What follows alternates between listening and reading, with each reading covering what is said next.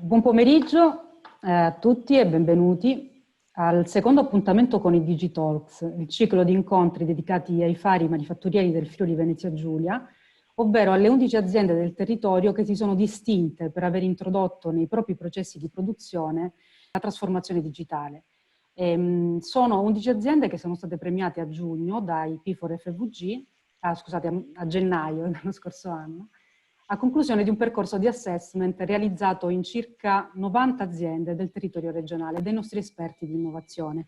Il P4FVG è il Digital Innovation Hub regionale che mette a sistema le esperienze e le competenze di circa 26 partner tra poli di innovazione, parchi industriali, associazioni di categorie, aziende ed enti di ricerca. Tutti con il comune obiettivo di accompagnare le aziende del territorio in questo processo di digitalizzazione. Io sono Valentina De Grazia e faccio parte del gruppo di comunicazione istituzionale di Ariasense Park, ente nazionale di ricerca e innovazione, nonché partner di P4FVG. Prima di entrare nel vivo dell'incontro volevo giusto darvi due indicazioni. Allora, nella sezione question and answer che vedete sui vostri schermi potete fare le vostre domande durante tutto l'incontro. Alla fine, quasi alla fine dell'incontro, sarà a nostra cura appunto rispondere alle domande. E vi pregherei di usare questa sezione piuttosto che la chat, perché la chat un po' si perde se sono domande, se sono proprio domande che volete rivolgere soprattutto al nostro ospite. Altra indicazione che volevo darvi è che se volete rivedere questo incontro oppure i precedenti, il primo appunto che è stato con Daniele Automation, sul canale YouTube di P4FVG abbiamo creato una playlist apposita che si chiama appunto Digitalks. Quindi, come dicevo, quello di oggi è il secondo di una serie di 11 appuntamenti. Quello di oggi è dedicato in particolare all'esperienza di SCM Zanussi. Qui con me quindi c'è Marco Zanussi, che è il Managing Director dell'azienda. Buon pomeriggio Marco. Buon pomeriggio a tutti, buon pomeriggio. E con noi ci sono anche Marco Livotto e Renzo Savoia, che invece sono gli esperti di processi di innovazione di P4FVG che hanno seguito l'assessment dell'azienda. Buon pomeriggio a tutti. Buon pomeriggio a tutti. Allora, per iniziare vorrei lanciare un breve video di presentazione dell'azienda e subito dopo veramente due parole da parte di Marco Zanussi che ci commenta quello che abbiamo visto.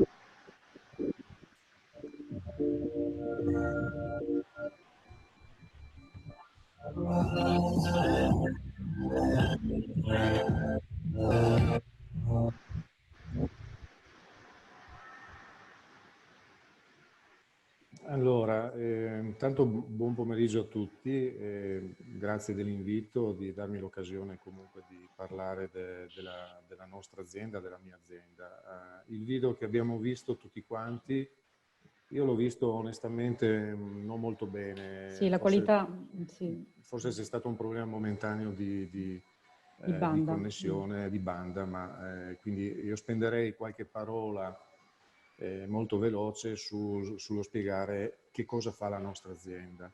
Noi ci occupiamo di progettazione, sviluppo, progettazione e costruzione di stampi per la pressofusione dell'alluminio, che sono delle attrezzature che servono per produrre in grande serie componenti in lega leggera di alluminio o di magnesio, nel nostro caso esclusivamente dedicati al settore automotive, attraverso un processo che si chiama pressofusione, quindi lo stampo viene applicato su un'isola di produzione che comprende una pressa, una macchina per pressofusione, e produce con cicli molto veloci questi componenti per il settore auto, quindi per autovetture, come per esempio scatole cambio piuttosto che blocchi motore, ma anche componenti per mezzi di trasporto pesante. È una tecnologia elettiva per grandi numeri. Si pensi che una scatola cambio a 8 marce viene prodotta ogni 70-75 secondi. Noi ci occupiamo di sviluppare, progettare e costruire le attrezzature che poi vendiamo in tutto il mondo, esportiamo più del 90% della nostra produzione in tutto il mondo, o a fonderie o direttamente alle case automobilistiche come Mercedes, BMW, piuttosto che Volkswagen, Audi, e quindi diciamo che siamo presenti sul mercato a livello globale. Ci occupiamo di attrezzature, di stampi di grande dimensione e di grande complessità e seguiamo tutto il processo dall'inizio alla fine, come detto. Quindi questo molto brevemente per inquadrare di che cosa stiamo parlando. Bene. Mi segnalano se può avvicinare un po' il microfono quando... Sì, va bene, parla. perfetto, ok. Allora Meglio? lo tengo qua così. Molto meglio. Allora, volevo chiedere innanzitutto ai nostri esperti, prima di entrare proprio nel vivo dell'esperienza che vi ha permesso di essere definiti fari, no, del manifatturiero, volevo chiedere ai colleghi Renzo e Marco Livotto, invece, qual è stata la cosa che li ha colpiti di più entrando in contatto e conoscendo maggiormente questa azienda? Grazie Valentina, sono Renzo. Io ricordo molto bene quando ci siamo incontrati la prima volta, quello che mi colpì fu la semplicità in una realtà così complessa e la chiarezza degli obiettivi. Ricordo la prima domanda che feci era: ma qual è il suo obiettivo primario? Me ne dica uno. E la risposta fu molto semplice: ma il nostro obiettivo è quello che noi dobbiamo massimizzare la nostra capacità di esportazione di trucciolo. Poi nello scoprire quante diavolerie Marco e il suo team si sono inventati per fare questo obiettivo possibile ed efficiente, credo che poi ci siamo ritrovati oggi a raccontarcela. E ora vedremo perché. Se posso aggiungere un aggettivo, solamente una cosa alla motivazione, a questa chiarezza di obiettivi che ha citato Renzo, la cosa che a me ha colpito personalmente è l'asportazione di trucciolo, soprattutto unattended, proprio in ottica di massimizzare durante la notte e nel weekend questo obiettivo primario e che è l'azienda. E a me fa piacere che sono oggi fisicamente di nuovo qui in Infatti volevo proprio SCM. chiederti dove fossi. Siamo distanti ma vicini, per usare un motto che si usa in questo periodo, perché il Marco è nella sua postazione, io sono nella sua azienda, però Quindi distanti ma siamo... quello che vediamo dietro di te, cos'è? Non è Star Trek, ma è una sua bellissima macchina che ha e che dopo ci racconterà anche come ha fatto a farla così bella. L'aneddoto che volevo raccontare è che io sono stato in questa fabbrica la prima volta 18 anni fa perché mi portò la mia scuola in visita all'SCM Zanussi, che quella volta era un'azienda innovativa ed eccellente. E lo racconto per raccontare, per dire che l'innovazione e l'eccellenza non si fa dall'oggi al domani, ma si costruisce nel tempo, in un tempo anche molto lungo in cui bisogna essere molto bravi a mantenere questi obiettivi, perché è difficile e probabilmente molto duro tenerli a fuoco. Bene, allora, come accennavo prima, SCM Zanussi è una delle 11 imprese che sono state premiate in questa iniziativa Affari Manifatturieri del Friuli Venezia Giulia. Volevo leggervi la motivazione di questa di questo premio, così da commentarla poi insieme. Allora, per gli interventi di revamping e il retrofitting degli impianti che hanno agevolato l'analisi dei parametri critici di operazione e il conseguente miglioramento delle prestazioni operative. Marco Zanussi, allora entriamo un po' nel vivo, ci aiuti un po' a capire meglio questa motivazione, a capire da dove siete partiti, qual è stata proprio l'esigenza iniziale dell'azienda. Beh, noi siamo partiti essenzialmente da una consapevolezza. Faccio però una piccola premessa. La nostra è un'azienda che produce un prodotto molto interessante, molto affascinante, però sostanzialmente stiamo parlando di un'azienda che utilizza tecnologie mature, quindi stiamo parlando di fresatura di blocchi di acciaio.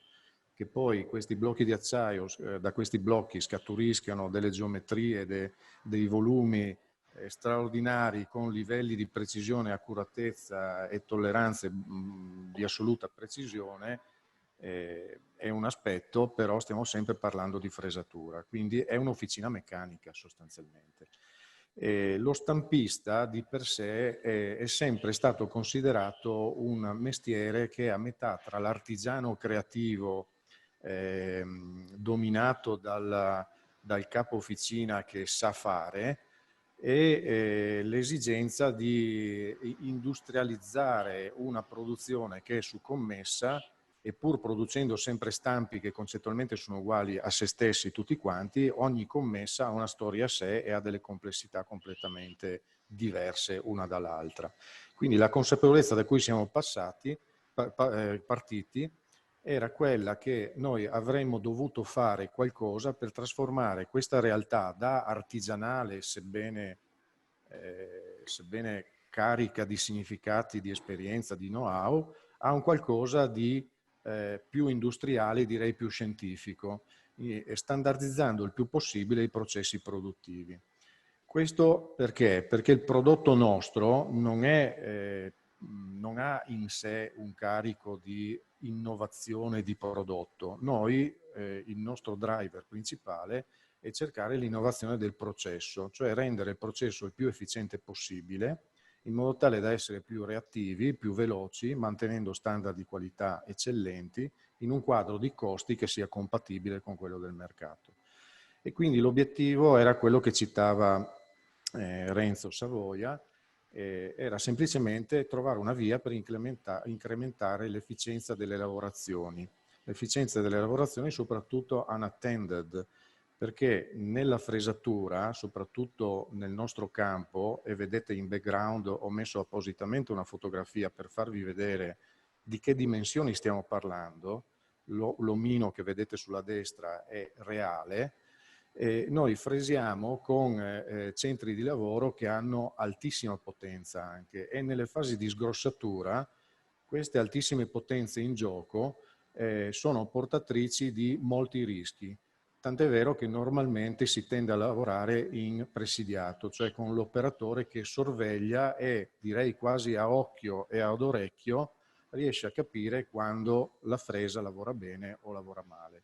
Noi non volevamo questo, volevamo superare questo, e quindi abbiamo cominciato a lavorare su una serie di sistemi che poi sono culminati in quello che noi chiamiamo Sentinel, che potessero da una parte monitorare in continuo e in tempo reale le lavorazioni, ma dall'altra soprattutto raccogliere tutta una massa di dati sui parametri delle lavorazioni, in modo tale da definire un database di tecnologie dove per ogni tipo di materiale, per ogni tipo di lavorazione, per ogni strategia di fresatura, noi definiamo delle soglie massime di efficienza che sono connesse con il rendimento massimo dell'utensile e il rendimento massimo del macchinario della fresa. Quindi efficienza spinta al massimo, lavorazioni non presidiate, vuol dire di notte e vuol dire durante il fine settimana, su lavorazioni che sono di per sé molto rischiose perché ad alta potenza. Ecco, questo è stato un po' l'obiettivo e la motivazione che ci ha spinto a percorrere questa strada. Una domanda mi viene un po' così, Marco, dico, aumentare la velocità, ti dici aumento la velocità della testa, e porto via più trucciolo. Ma non penso che sia così banale, perché se no non eravate un faro. Quali erano le criticità? Qual è stato l'ostacolo principale nel raggiungimento di questo obiettivo? E soprattutto come l'avete risolto poi? L'ostacolo principale è che finché si tratta di lavorazioni di fresatura con bassa asportazione, i rischi di rottura dell'utensile, di usura prematura dell'utensile tale da renderlo inefficiente nel suo lavoro di taglio, di asportazione del trucciolo, non ci sono. Il problema si pone quando fresiamo quei blocchi come quello che vedete dietro a me.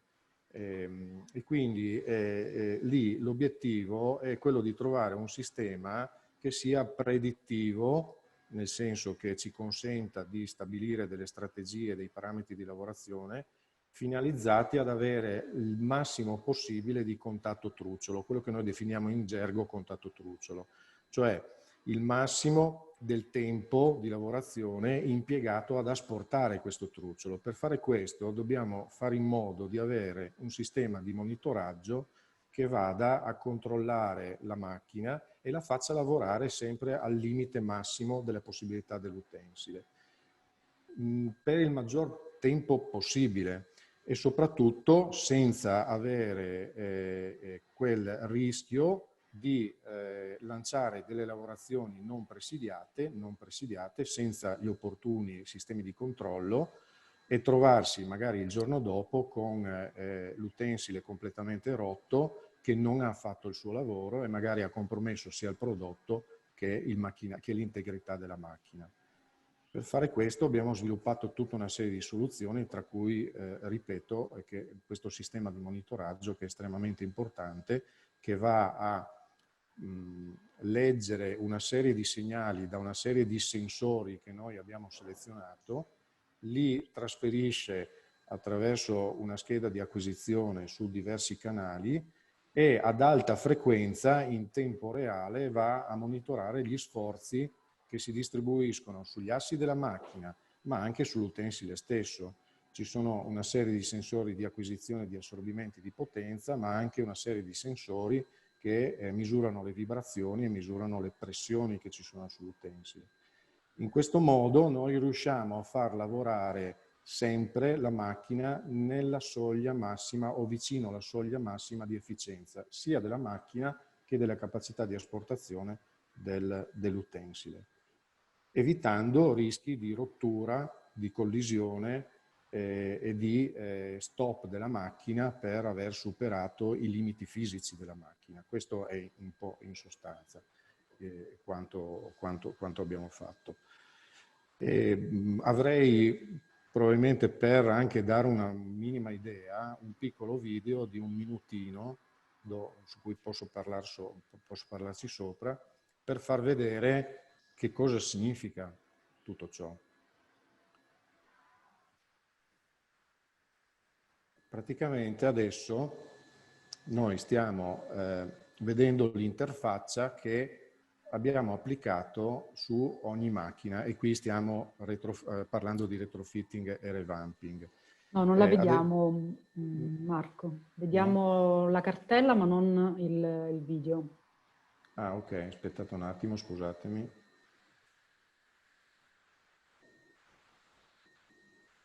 Eccoci qua. La vedete adesso? Sì. Ecco, perfetto. Parto dall'inizio. Questa è l'interfaccia del sistema Sentinel. Sostanzialmente abbiamo da una parte, sulla parte sinistra, la rappresentazione della macchina e con tutti questi campi dove ci sono delle valorizzazioni, sono delle sonde e dei sensori di misurazione della temperatura che consentono di avere un algoritmo, attraverso un algoritmo, una compensazione delle derive termiche della macchina, ma questa è una cosa relativamente semplice. La parte più interessante è quella di destra, che è il vero e proprio sistema di monitoraggio. Adesso lo faccio, ovviamente questo è un emulatore, non sono connesso direttamente alla macchina, ma voi vedete qui che ci sono 4 canali e acquisiamo i dati a una frequenza, in questo caso molto bassa, che è 40 Hz, ma possiamo arrivare anche a 200 Hz, e vanno a misurare una serie di segnali presi dagli azionamenti dei motori, per cui si va a far una rilevazione degli sforzi sulla macchina. Le righe che voi vedete qui, non so se vedete il mio mouse, Sì. c'è una riga verde e una riga gialla e in alto una riga rossa. Qui vediamo gialla e rossa. Gialla è il livello di preallarme, è la soglia, diciamo, massima, si può stare oltre questa soglia. Rossa invece è la soglia veramente massima di capacità dell'utensile e della macchina.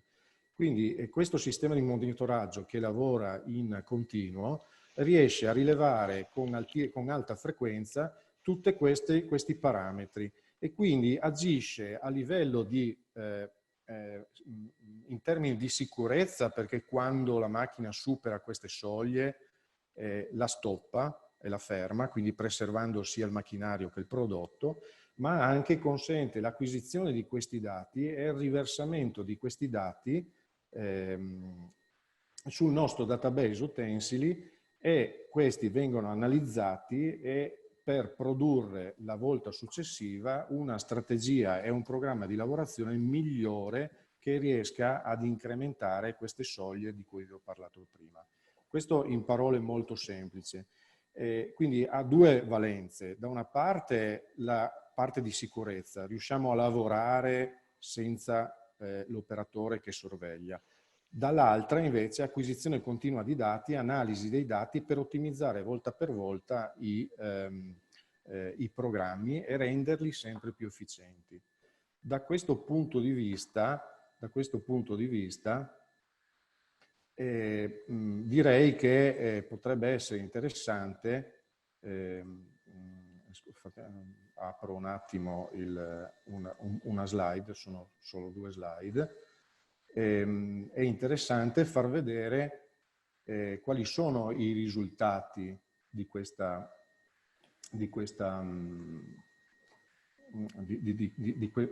lavoro. Scusatemi, eccomi qua, un attimo. Cominciano ad arrivare delle domande.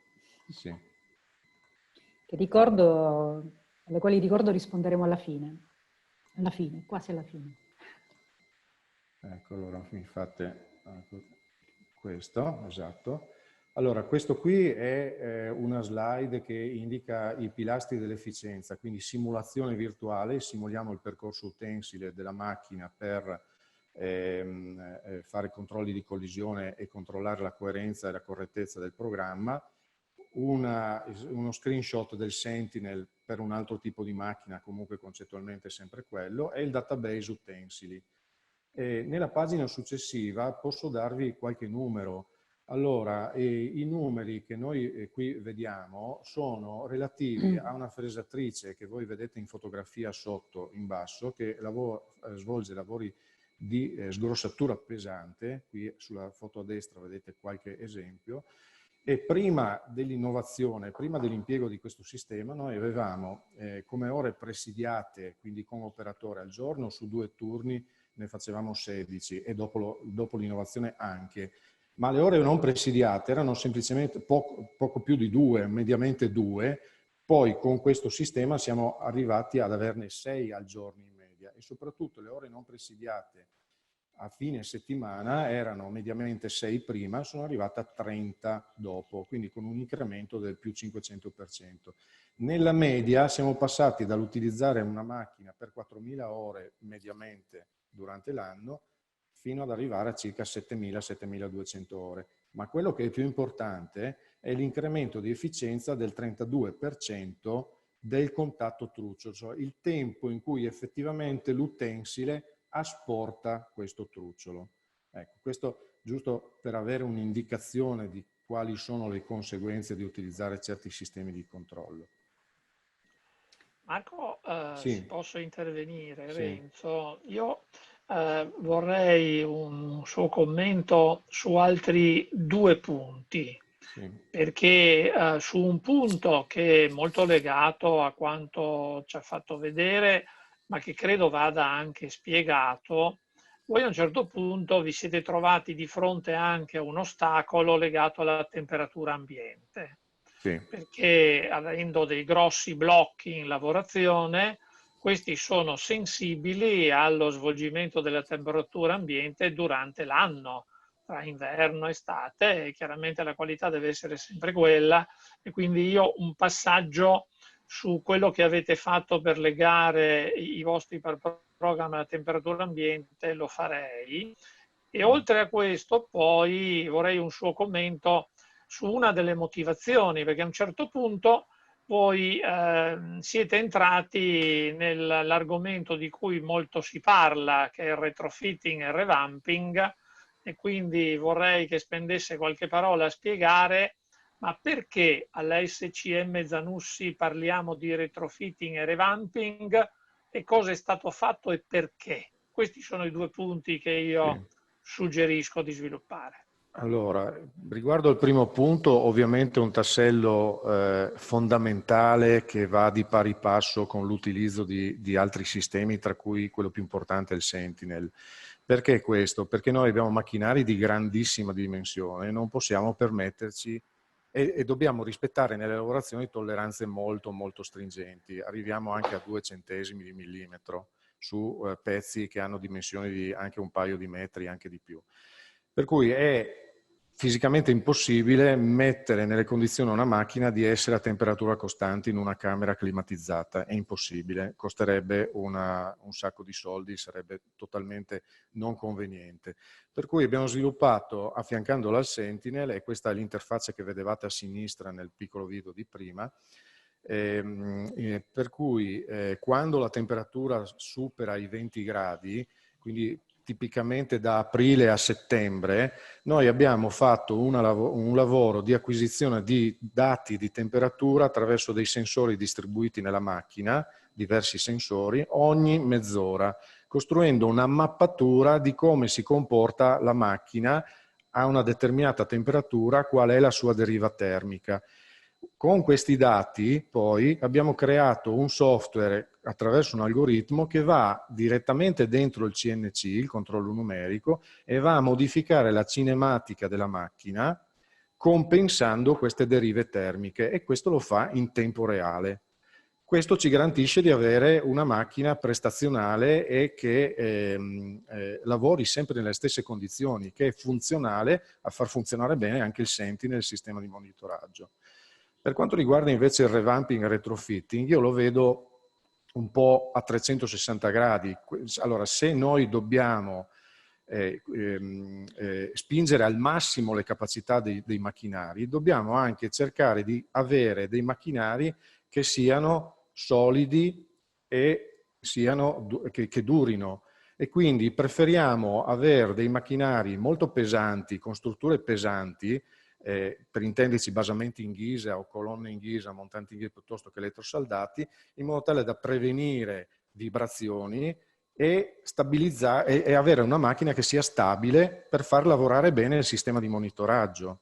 Okay? Quindi il revamping ci consente di agire da una parte inserendo i sistemi che abbiamo sviluppato sulle macchine esistenti, ma dall'altra addirittura costruendo delle macchine che sono fondamentalmente customizzate secondo le nostre esigenze, quindi strutturalmente, la tipologia di motori, la tipologia di azionamenti, per far sì che di avere un impianto, una macchina che sia in grado di sopportare, di lavorare continuamente a livello massimo di efficienza con condizioni stabili.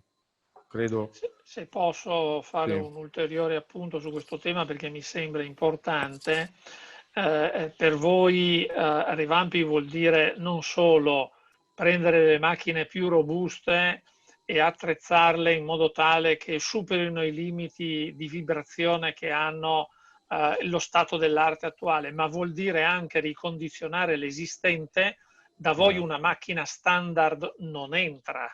Cioè da voi entra una macchina che viene modificata secondo le vostre esigenze, quindi un colloquio con il costruttore è sempre importante, forse anche questo è un punto che va sottolineato. Sì, è un punto importante perché sì, certo abbiamo anche macchine ovviamente che noi acquistiamo sul mercato e macchine invece totalmente customizzate e costruite secondo le nostre esigenze, però anche nel primo caso, quando noi acquistiamo un macchinario sul mercato, una delle condizioni che mettiamo è di avere la possibilità di entrare dentro i codici del PLC e del controllo numerico per interfacciare i nostri sistemi con questo tipo di macchine. Ovviamente quando noi le compriamo diamo delle specifiche precise anche in termini di potenza dei motori e di come deve lavorare il motore per le nostre esigenze, e questo lo possiamo fare perché abbiamo uno storico di 10 anni che ci deriva dall'acquisizione e dall'analisi dei dati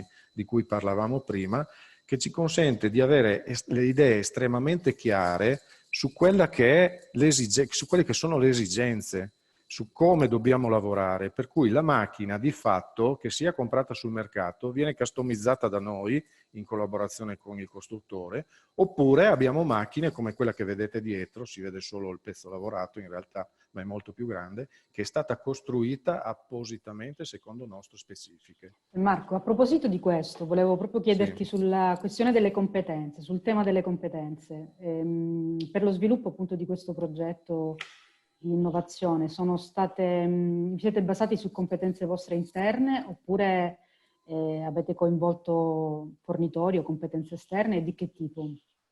Beh, allora io direi, se dovessi fare una proporzione, direi un 70% risorse interne e un 30% risorse esterne. Il 70% delle risorse interne afferiscono a personale che comunque ha un patrimonio di know-how ed esperienza nelle lavorazioni di fresatura, che sono stati i suggeritori delle strade da percorrere e anche coloro che hanno sviluppato. In quanti siete? Noi siamo circa 65-66 dipendenti in tutto. Poi abbiamo al nostro interno quasi una piccola software house dove abbiamo 3 persone che programmano, fanno coding. E sono quelle che hanno sviluppato tutti i nostri sistemi, non solo Sentinel oppure quello della compensazione termica, ma anche addirittura anche lo schedulatore l'abbiamo fatto noi. E questa è una scelta che ci ha consentito nel tempo di avere una reattività estremamente importante nel miglioramento di questi sistemi. Il 30% esterno invece afferisce a aziende esterne, consulenti esterne, soprattutto per quanto riguarda per esempio la selezione, l'individuazione e il test di determinate tipologie di sensori, di sensoristica e di hardware che abbiamo utilizzato e abbiamo scelto alla fine. E poi anche per esempio Heidenhain e Siemens, che sono i 2 principali tipi di controlli numerici che abbiamo. A livello software ci siamo appoggiati a loro per lavorare insieme e interfacciare le nostre soluzioni con i loro sistemi. Quindi direi un 70% interne e un 30% esterne.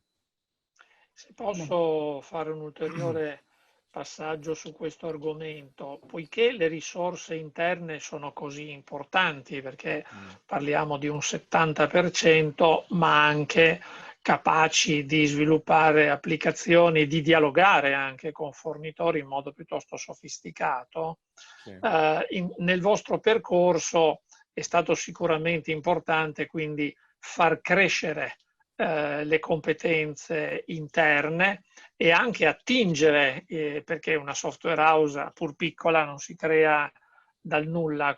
Cosa avete fatto per garantire che la formazione del personale interno fosse adeguato alle vostre esigenze? Beh, allora intanto bisogna sottolineare che questo è un lavoro che abbiamo iniziato 13-14 anni fa, quindi, e abbiamo iniziato da una piccola sezione, da una piccola porzione del nostro lavoro, perché del nostro ciclo di lavoro, cioè selezionando una tipologia di macchina e testando alcune idee che avevamo. Non siamo partiti dall'idea di mettere dentro su tutta l'azienda immediatamente una rivoluzione di questo tipo, perché la difficoltà più grande è stata quella di passare dalla mentalità artigiana alla mentalità industriale. Io ho avuto delle accese discussioni, e anche Enrico Zanussi, che è il mio socio, che è l'anima e anche l'ideatore di questo approccio, abbiamo avuto delle discussioni veramente accese con alcuni dei nostri, perché sostanzialmente dicevano: ma io come faccio a farmi dire da un computer quello che devo fare? È una questione culturale.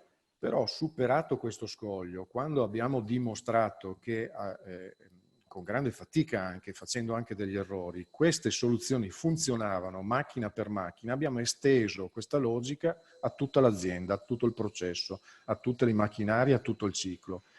E poi, una volta superato questo ostacolo, quando tutti vedono che le cose funzionano e effettivamente danno dei vantaggi, scatta un meccanismo motivante per tutti. Per cui, al di là della formazione individuale per usare i sistemi, che di fatto sono molto semplici, il vero valore aggiunto è che funzionando bene questi sistemi e avendo la possibilità di implementare delle idee immediatamente, avendo la software house interna, lo dico fra virgolette, tutti quanti sono diventati degli, fra virgolette, analisti e propositori di soluzioni e di miglioramenti. Questo è quello che ci ha consentito di fare un miglioramento giorno per giorno, settimana per settimana, fino ad arrivare a una condizione piuttosto soddisfacente, che è quella che abbiamo oggi. Quindi a livello di formazione direi che è relativa a quello dell'utilizzo dei mezzi, ma molto importante è il volano che si crea nel tempo. Quando si dimostra che le soluzioni funzionano, tutti diventano partecipi e tutti danno il proprio contributo perché sono motivati. Bene, non so se Marco Livotto aveva un'altra domanda, se no andrei Ma allora, verso... io volevo fare una domanda sui KPI, però ce li hai già mostrati prima e sono rimasto colpito. Hai parlato anche che sei in apertura dicendo che sei un'officina meccanica, io direi un'officina meccanica digitale, perché poi hai parlato di data analytics, hai parlato di big data, hai parlato che è una software house interna e quindi è diversa da come io me la ricordavo, come l'avevo vista probabilmente 18 anni fa questa azienda, perché ha avuto un'iniezione di tecnologie digitali che in questi anni è stata veramente esponenziale. Una rapida domanda che ti vorrei fare, prima di passare la parola a Valentina, è: quanto pensi che queste tecnologie o questa progettualità possa essere trasferita alle aziende del territorio? Ma ovviamente dipende dalle similitudini che possono avere altre aziende che lavorano in altri settori, che però fanno anche loro lavorazioni di meccanica pesante. Tutto dipende dal rapporto tra quello che si deve ottenere, cioè il grado di qualità del prodotto che si deve ottenere e i mezzi che si utilizzano. Quindi di fatto la logica penso che sia applicabile a molte altre realtà, però quello che mi preme sottolineare è che noi qui abbiamo visto due tasselli: compensazione delle derive termiche e Sentinel. In realtà questi qui vanno di pari passo e vanno insieme a tutta un'altra serie di tasselli che lavorano in sinergia e soprattutto producono una serie di dati e di informazioni che poi vanno utilizzate. Quindi, per intenderci, il sistema di monitoraggio ha sì una valenza che mi ferma la macchina quando lavora in condizioni di rischio, ma se fosse finita qui, se questo fosse solo il suo scopo, penso che se ne possano trovare tanti di questi sistemi che fanno questo lavoro. Il problema e il vantaggio è avere questi dati e avere la capacità di analizzarli e trasferirli nel database di tecnologie. Quindi l'applicazione concettualmente è anche facile, nella pratica la vedo forse un po' difficile, non tanto per la sua complessità in generale, quanto perché l'applicazione efficiente è frutto di un lavoro che secondo me deve essere molto lungo, molto lungo. Bene, non so se ho risposto. Sì, Certo. Chiaro. Si stanno un po' moltiplicando le domande, quindi passerei alla ultima domanda per chiudere questa parte. Le chiederei invece, sulla base di quanto ci ha detto, invece che prospettive ha l'azienda, che futuro si immagina, quali sono le prossime sfide della SCM Zanussi? Questa è una bella domanda, perché avendo persone che sono, io ho qua dentro delle persone e in primis, ripeto, il mio socio Enrico Zanussi, che sono vulcanici nelle idee, per cui bisogna anche cercare di un po' di no, bisogna selezionare le idee, perché quando si lavora al limite massimo, cioè nella soglia massima di efficienza, il miglioramento marginale, lo sforzo richiesto per fare un miglioramento piccolo è enorme, quindi va valutata un po' la convenienza di fare queste cose qua. Se dovessi indicare una strada, è quella di rendere questi sistemi di monitoraggio molto più predittivi, cioè in tempo reale. Predittivi su che cosa? Noi adesso lavoriamo su alcuni parametri, però potrebbe essere molto interessante, una cosa a cui ci stiamo pensando, fare in modo che questi sistemi qua si interfaccino direttamente con i sistemi CAM di Computer Aided Manufacturing, quindi di programmazione delle istruzioni della macchina, e lavorassero in contemporanea modificando e auto-adattando il programma a quello che il sistema di monitoraggio riscontra in tempo reale. Molto brevemente per capirci, se io lavoro un blocco di acciaio da 50 tonnellate grezzo, come quello che vedete dietro, io ho delle condizioni di tenacità dell'acciaio che in alcune zone sono standard, in alcune zone potrebbe essere molto più duro, molto più tenace, e quindi non se ne esce fuori.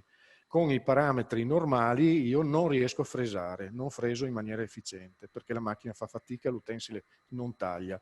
In questo caso noi adesso lo vediamo, riusciamo a fermare la macchina, a modificare il programma e nei velocità, profondità di passaggio e quant'altro, e rilanciarlo in quelle zone che sono critiche. Una cosa straordinaria sarebbe che il sistema rilevi che ci sono delle zone più tenaci, più difficili da lavorare, e cambi automaticamente in tempo reale, in maniera intelligente direi, i parametri di macchina per continuare ad andare avanti senza stoppare e andare a modificare il programma CAM. Questa è un'idea, ma è molto ambiziosa, direi. Bene, le auguriamo di portarla avanti quanto prima. Allora, guardiamo un po' nella nostra chat. Ce n'era una, appunto nella chat, che riguardava le risorse umane. Diceva...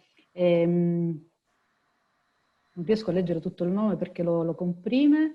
Allora, la persona che verifica la lavorazione è importante per la riuscita della lavorazione. Quale formazione deve avere, sia tecnologica che informatica? Le riperite sul territorio? Avete una scuola interna di formazione? E poi dice ancora, i dati dei programmi vengono analizzati tramite software IoT?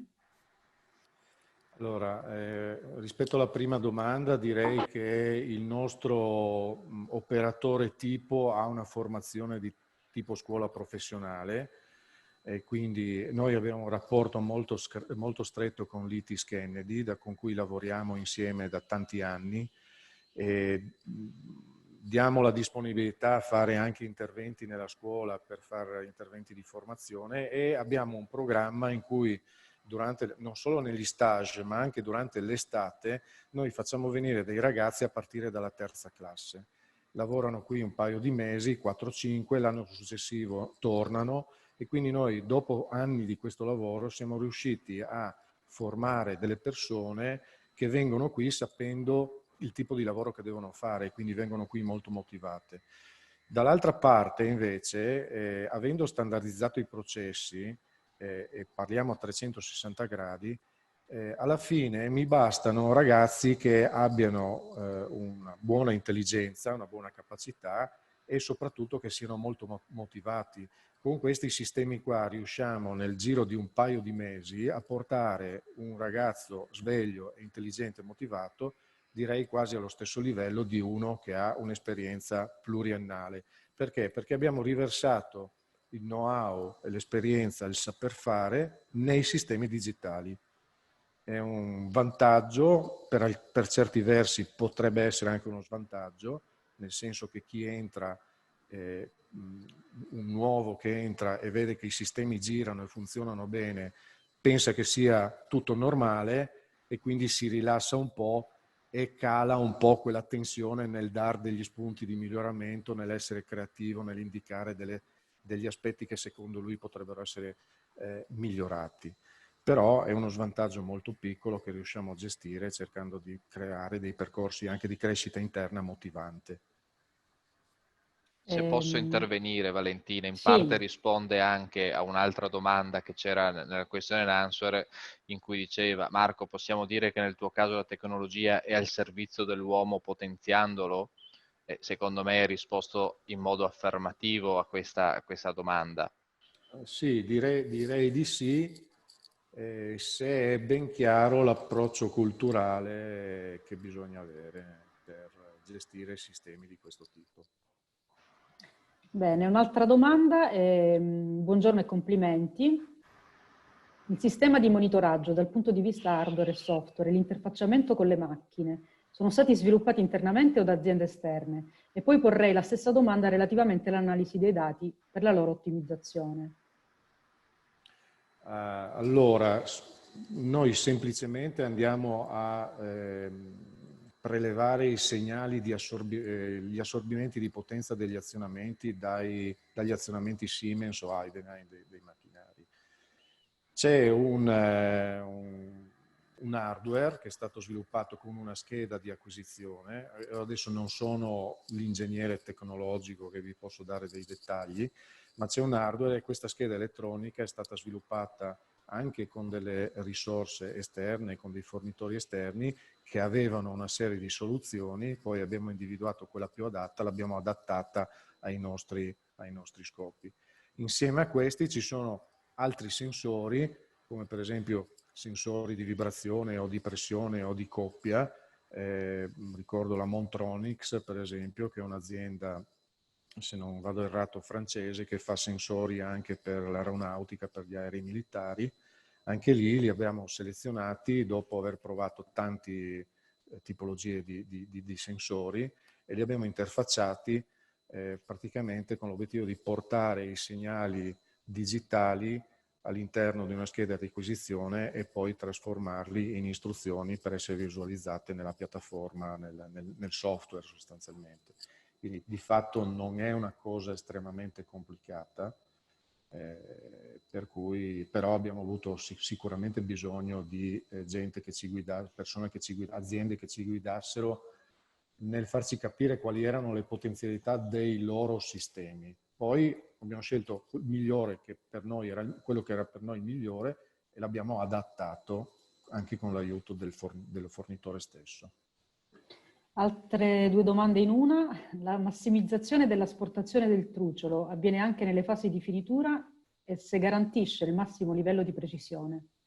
Allora, nelle fasi di finitura il monitoraggio dello sforzo sull'utensile è molto relativo perché stiamo parlando di esportazioni di qualche decimo, per cui il sistema lavora ma non rileva sostanzialmente grandi cose. Quello che lavora di più però è quello è il sistema, quello che vedevate a sinistra nel monitor, di compensazione in tempo reale delle derive termiche.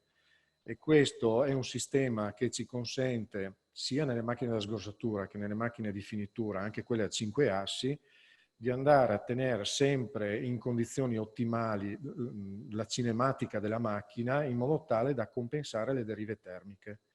Nelle macchine a 5 assi, soprattutto quelle con tavola rotante, per esempio, questo sistema è molto più importante, più che quello di monitoraggio degli sforzi sull'utensile, che sono molto bassi, perché riusciamo a garantire precisioni molto molto elevate anche in condizioni ambientali completamente diverse, dai 18-20 gradi dell'inverno che derivano dal riscaldamento ai 25 gradi di mattina di luglio ai 32 gradi di pomeriggio. Su macchine che hanno corse di 4-5 metri, se fatto un veloce calcolo, stiamo parlando di decimi.